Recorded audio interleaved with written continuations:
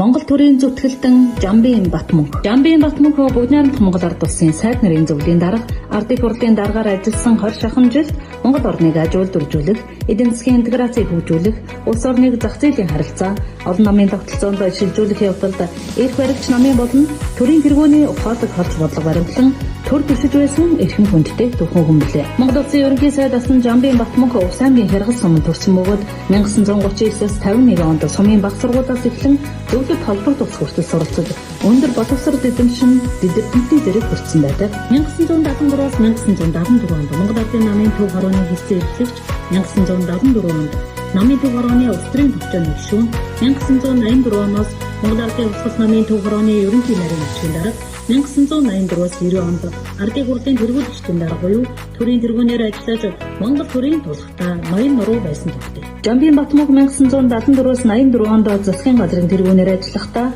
үйлдвэрлэлийн үр ашиг чанарыг дэвшүүлэх, төлөвлөлт, удирдлага, материалын урамшууллын шинэ системийн үйл баримтлалыг боловсронгуй болгож, улс ардын аж ахуйн салбаруудад нэвтрүүлэхэд ихээхэн хүчин чармайлт гаргасан байдаг. 1990-ад онд ардчлалын шинэ давлгаа хүчтэй өрнөж, Монгол Ардын Хувьсгал намын төв хорооны улс төрийн товчоог бүрэн бүрэлдэхүүнээр огцлохыг шаардахад Жамбын Батмөнх уг асуудалд улс хууртаа нухацтай хандаж, хүч хэрэглэж хэлбэж болохгүй хэмээн адуу зарчим баримтлан хяналтын ширээнд сууж 50 замаар зөвшөөрлөд хүргэж чадсан түүхэн багийнхан Монгол төрийн зүтгэлтэй.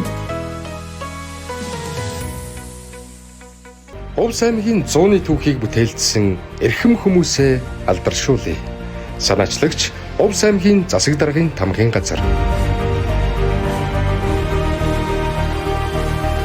Увс аймгийн 100 жилийн хойд зориулан бүтээв.